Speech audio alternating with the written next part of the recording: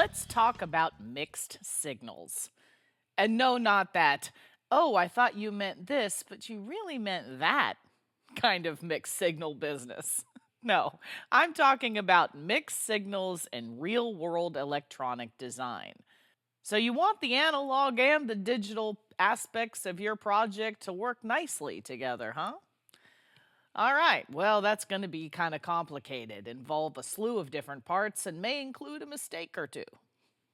Or it doesn't. Yes, my friends, I am talking about the Renesas GreenPAK Programmable Mixed Signal devices with ADC and analog features. And not only will the analog and digital elements of your next design play together nicely, it will also reduce your overall size and cost too. Hi, I'm Amelia Dalton, host of Chalk Talk. In this episode of Chalk Talk, Robert Schreiber from Renesas and I explore the common design concept to market challenges faced by engineers today, how the GreenPAK programmable mixed signal devices help solve these issues, and how you can get started using these solutions in your next design. And before we get started, don't forget to click that link. There you can find even more information about this topic from Renesas. Hi, Robert. Thank you so much for joining me. Thanks, Amelia. It's great to be here. I'm excited to talk about the SLG 47011. Excellent. Okay, so we're talking all about the GreenPAK programmable mixed signal device with ADC and analog features today. So, Robert, to start things off, what kind of functions and applications are we talking about here? That's a great question. So, if you're not familiar with GreenPAK, the functions really fit across many different applications and markets. And so the functions include things such as glue logic, level translation, finite state machines, timing delays and counters, pulse width modulation. And specifically for the analog pack, we introduce analog comparators, voltage current power monitoring capability, voltage references, ADCs or analog to digital converters. So there's a lot of functions that are included within the device. And when I say functions, they can be event driven, so they can be acting on an event, so you can have an external event occur and then the function takes place, or they can make a decision and then generate a trigger for another external event.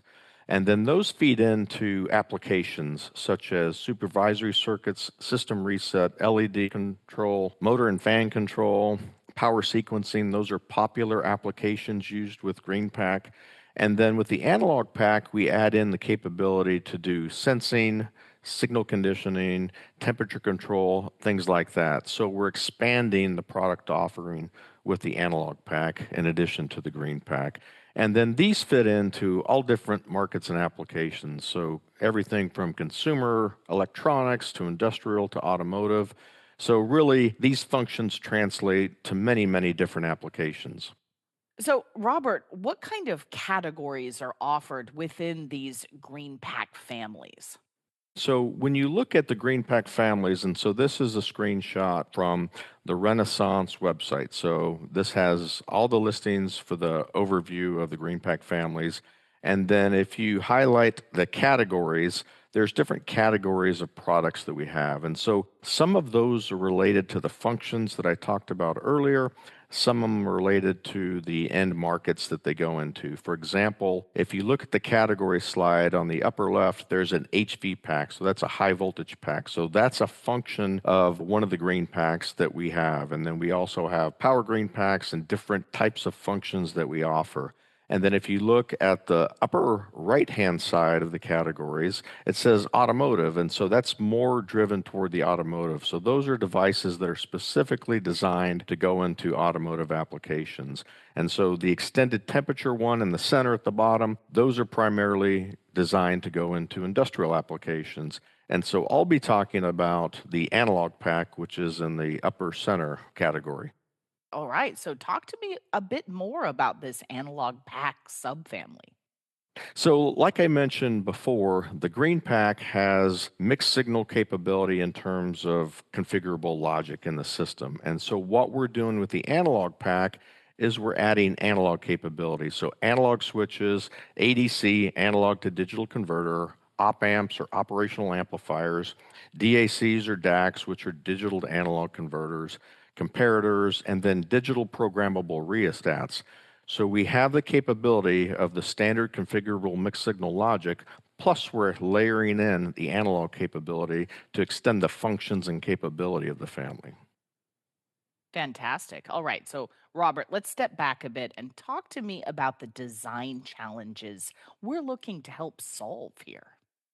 When I talk to designers, there's a lot of concern about this idea of concept to market or concept to production.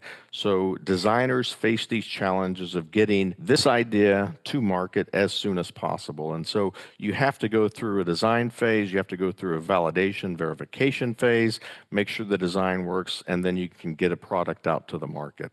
So when we look at that, I call them the 4 Ps. There's package, power, performance, and price that the designer has to deal with. So package comes in with the size of the solution. So implementing additional functions or complex functions in a limited board space. So that's a big challenge for designers today.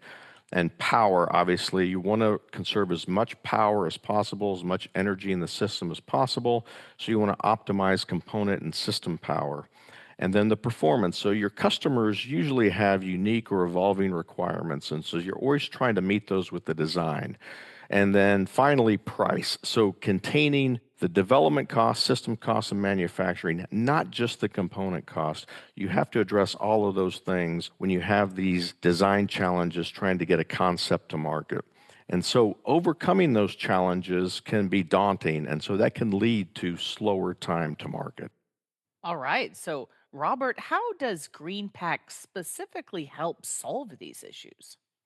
We look at it in terms of the problems that the designer actually has to overcome. So, with regarding package, we provide integration and flexibility. So, we give the designer all the components they need for a system and the flexibility to design it how they need to use it for their use case. And so that leads to a smaller footprint, fewer components, less routing complexity. One of the side benefits of this that we've seen in the last few years is replacing obsolete components. So, the way this GreenPAK architecture exists, we can replace a significant amount of components in a system. So, in some cases, we're replacing 20, 25 components in a system. So, if you have a few devices that might be going obsolete, all those components can be integrated into a GreenPAK to give you a one chip solution. So that significantly reduces not only the packet size, but the concerns about product obsolescence going forward. And then power, so you can dynamically manage the power within the GreenPAK. And how that relates to the AnalogPAK is you have the ability to, for example, maybe use the analog comparator to trigger some rough voltage level that causes some fault condition, and then turn on the A to D converter to read it later. So you can manage the power dynamically in the analog domain to get the optimal use of that in the system. And then performance, you can adapt to unique or evolving requirements and quickly spin new prototypes, and I'll show an example of that later. And then finally, price. So you can reduce your development cost, you can reduce your system cost, and you can reduce your manufacturing cost.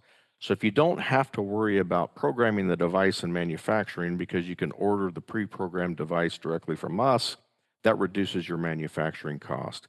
And finally, that leads to faster time to market. So the development tools that we have, the resources that we have to help you with your design, that can shorten your time to market and it simplifies your BOM.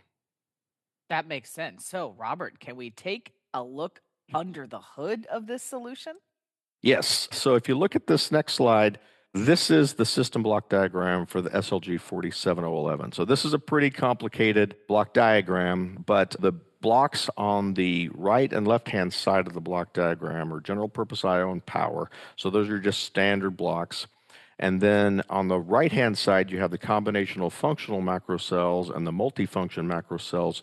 Those are the lookup tables, the delay counters, and all those standard mixed signal configurable macro cells that we offer. And then the highlighted blocks in the blue and green are the ones that are specific to the analog pack. And so the one at the bottom left-hand side, the ADC and buffer block, that's really the core of what we're trying to do. So you have a signal that's coming in, you can run it into your PGA or programmable gain amplifier. That feeds into your ADC or data converter. And then we have digital capability on the back end, the sampling engine that you can do post-processing of that. And then in addition, we show some of the other features there. One of the key blocks is the math core in the center of this block diagram. So there's a lot of features and functionality that are integrated into this solution. All right. So, Robert, what kind of functions are supported by this solution? So some of the key functions, if you look at a typical signal chain, there's measurement, there's processing of it, there's some control function, and then output typically. And so on the measurement side, we have 4 data converter ADC channels. They can be single-ended or differential. And then when I say single-ended, I mean the voltage is measured in reference to a ground. So you're measuring a voltage, and then everything in the system is referenced to that ground. Differential is the voltage across, for example, a resistor. So say I'm trying to measure the current that's flowing through a resistor, I can measure the voltage across that resistor and then determine how much current is flowing through that resistor. So that's a differential measurement. And then PGA stands for Programmable Gain Amplifier. So we have gains of 1 to 64. So in a lot of applications, you're looking at very low level signals, and so you want to gain that up into the data converter to get the highest resolution possible. We also have an analog channel comparator that you can use to do comparisons without having to do a data conversion. And then on the data processing side, we have math operations such as multiply, divide, addition, and shift. You can do averaging, you can do oversampling, and then one important feature that I'll highlight in the next couple slides is linearization, and so I'll talk about that in more detail. And then the standard logic control, the macro cells, you have access to all those in the system to customize it to your end use case. And then finally, on the output, it can either be a digital output through a serial interface, a general purpose output pin, a PWM, or it can be an analog output either through a voltage or current output. All right. So, talk to me about the specific advantages this solution brings to the table. So the advantages that we bring are that the analog and digital play together. So if you've done analog design before, you have to pick a data converter, you have to pick an operational amplifier, you have to pick a voltage reference, and all of those components have to play together, right? So the capability of your operational amplifier has to match up with your data converter, and your voltage reference has to match up with that to give you the accuracy you need in your system. So what we do is we integrate all those analog components together on a single chip, and we also integrate all the digital components together on the single chip so they all play together nicely. So they're all designed to work together and give you the optimal solution for your application. Also, there's no software development, so you don't have to worry about any software development resources.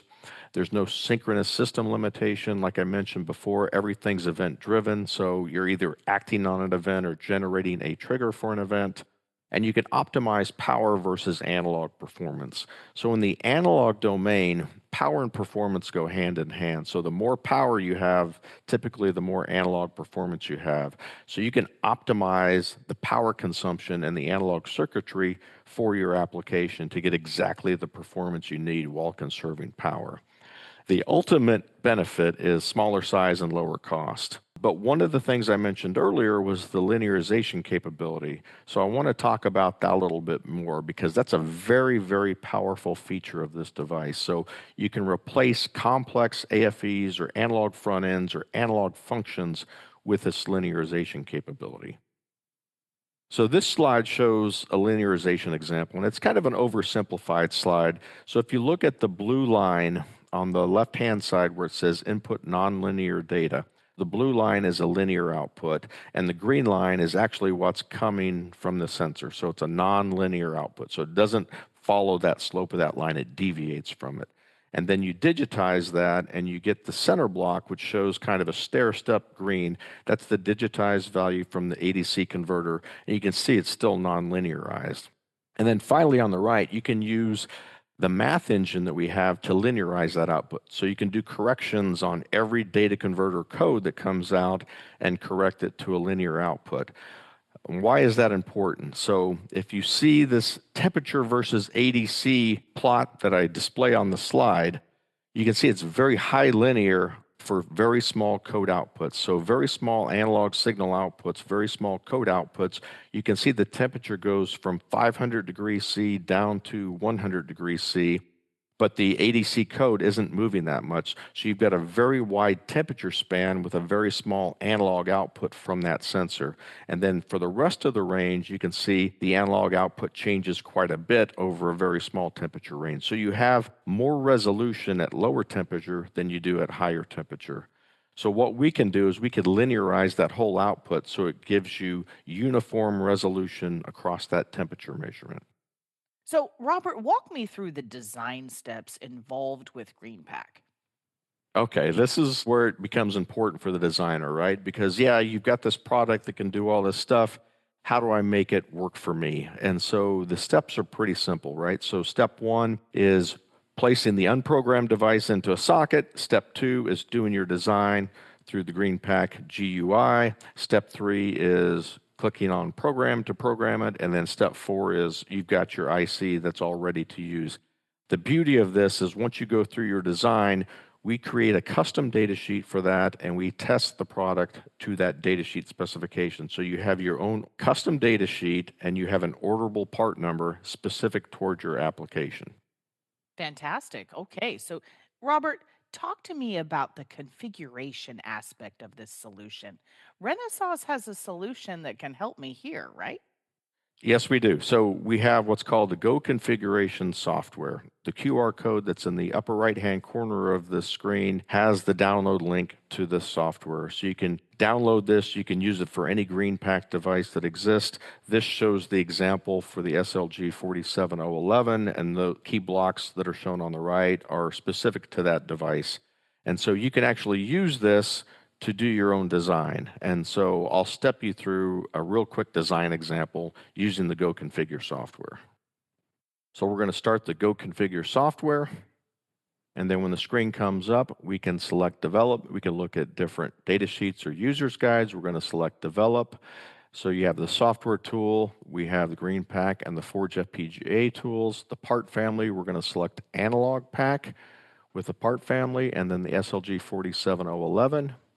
We click on New, and it pulls up the project settings. So we have to set the voltage and the temperature. So we set the min typical max voltage, and we set the min typical max temperature for the application. We can either click on Apply or OK. We click on OK, and that brings up the components for the SLG 47011. So what we want to do is we want to configure the ADC. So we select ADC. It also selects the PGA, but we're going to deselect that. We're not going to use that for this example.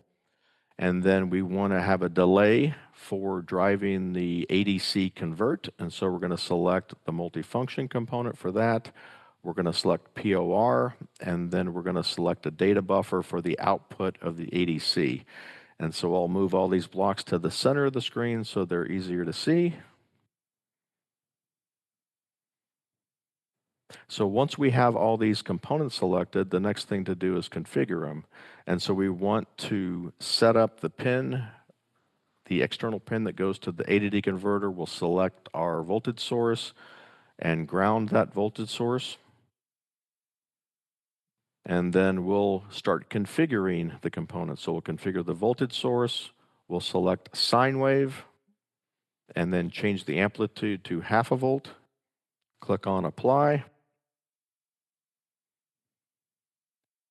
And now we start connecting the components together. So we click on Set Wire to connect the components. For the multifunction device, we want to select it as a delay.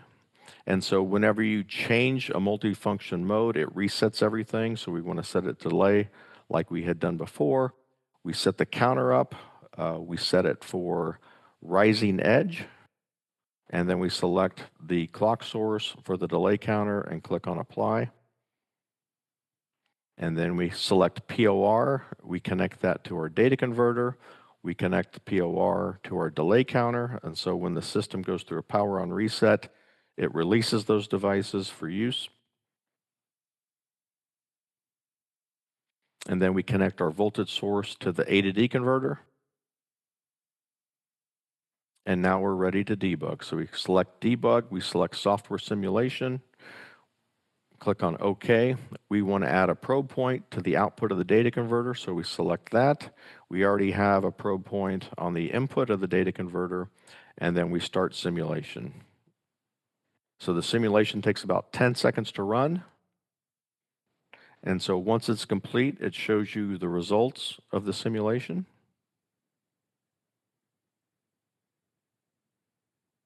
And so you can see from the screen, so we have V1, which is our system power to our device, V2, which is our signal that goes into the data converter, and then after the POR, the output from the A to D converter converted result. And you can see the output matches the input on this. So within just a few minutes, we've got an A to D converter that we configured for use. Excellent. That was great. All right. Oh, So, thanks. Robert, if my audience needs more information, what kind of resources does Renesas offer for the GreenPAK families? Okay. So yeah, the slide that I showed at the beginning that showed the landing page from the Renaissance website for GreenPAK families, if you look at that, there's a block called Designing with GreenPAK, and so it has application examples, it has the development process, it has cookbook and design files for those cookbook circuits. So there's a lot of application support that we already have on our website that helps the customer start their design. So, Robert, Renesas offers a variety of different hardware tools for these families as well, right? Yes, the example I showed earlier was just a simulation, but we do have the hardware for this. So, as I mentioned, what you can do is go through your design. You can actually program up the hardware in these devices and then put them on your board and test them out in your in application. But we have evaluation boards, we have socket adapters, we have different types of demo boards for the system that can be used by the customer as well.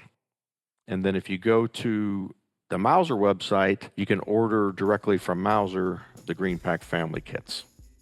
Awesome. Well, this was great. Thank you so much for joining me, Robert. Well, thank you. I appreciate it. And before we go, you didn't forget to click that link, did you? There you can find even more information about this topic from Renesas. For Chalk Talks, I'm Amelia Dalton from eejournal.com. For more Chalk Talks, head on over to the Chalk Talk section of EE Journal. You can't miss it, it's right across the top. Or head on over to YouTube, youtube.com/EE Journal.